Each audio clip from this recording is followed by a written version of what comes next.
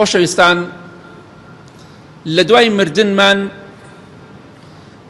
دوو جێگا هەیە: بەهەشت خوای گەورە بە نسیبمانی کە، دۆزەخ خوای گەورە بمان پارێزێ. ئەمە سەرنجام و مەسیری هەموو مرۆڤەکان و جنۆکەکانە. جا لە حەدیثێکی صحیحی ئیمام مسلمدا هاتووە، خۆشەویستی خوا صلی الله عليه وسلم ئەفەرمێت: وأهل النار خمسة، ئەهلی دۆزەخ پێنج کەسن، پێنج صیفەتیان تێدایە. ئەمە لەم حەدیثە پێنج باس کراوە، ئەگینا زۆری تریش هەیە لە حەدیثەکانی تردا. جا ئێمە ئاگادار بین، ئەمانە صیفەتی ئەهلی ئاگرە، پەنا بەخوای گەورە، نەک ئەهلی بەهەشت. یەکەمیان دەفەرمێ: الضعيف الذي لا زبر له، ئەو فەقیرەیە، ئەو لاوازەیە، ئەو خەڵکە لاوازەیە، کەسانێک دەبینی زۆر زەعیفن، عەقڵیان کامل نییە و نەبێ شێت بن، لای خۆیان زۆر عاقڵن، بەڵام لە ڕاستیدا عەقڵیان کامل نییە. چونکە پێغەمبەری خوا صلی الله عليه وسلم فەرمووی: لا يبغون أهلا ولا مالا. ئەمە صیفەتیانە، عەقڵیان کامل نییە، ژیانیان هەرچی شتیان هەیە بەدەست عەقڵی خەڵکەوەیە. دەبینی عەقڵی خۆی داوەتە دەستی سەرکردەیەکەوە، عەقڵی خۆی داوەتە دەستی بەڕێوەبەرێکەوە، عەقڵی خۆی داوە بە دەست کەسێکی دەوڵەمەندەوە، عەقڵی داوە بە دەست کەسێکەوە کە ناودارە،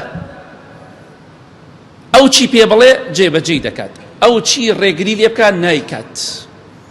ئەم جۆرە کەسانە پێغەمبەری خوا فەرمێ صلی الله عليه وسلم: تەماشا دەکەی لا يبغون أهلا ولا مالا، بەدوای ئەوەدا ناگەڕێ، چونکە عەقڵی کامل نییە، هەم کۆیلەی خەڵکە، هەم بەدوای ئەوەدا ناگەڕێ ببێتە خاوەنی خێزانێک، هەتا حرام وەستابێ نزیکی حەڵاڵ ناکەوێ. دەڵێ ژنم بۆچی ئەم هەموو ژنە بەلاشە هەیە؟ پەنا بەخوای گەورە، بۆ ژن ناهێنی؟ وەڵام من زینا دەکەم، بە پارێکی کەم لەگەڵ ئافرەتێکا ڕادەبوێنم، پێویستم بەوە نییە ژن بهێنم. ئەمە مرۆڤێکی عاقڵ و تێگەشتوو نییە، چونکە نە خاوەنی خێزانە، نە دەبێتە خاوەنی منداڵ، دەبێتە باوکێکی حەڵاڵ و ڕێکوپێک. تەماشا دەکەی بەدوای شەهوەتا ڕائەکە، بەدوای هەوە ئارەزوەکانی ڕائەکات، تەماشا دەکەی عەقڵی ژیانی هەموو شتی بەدەستی خۆی نییە، تووشی شەهەواتێک بووە، ئارەزوەکانی بووە، یاری پێ دەکات.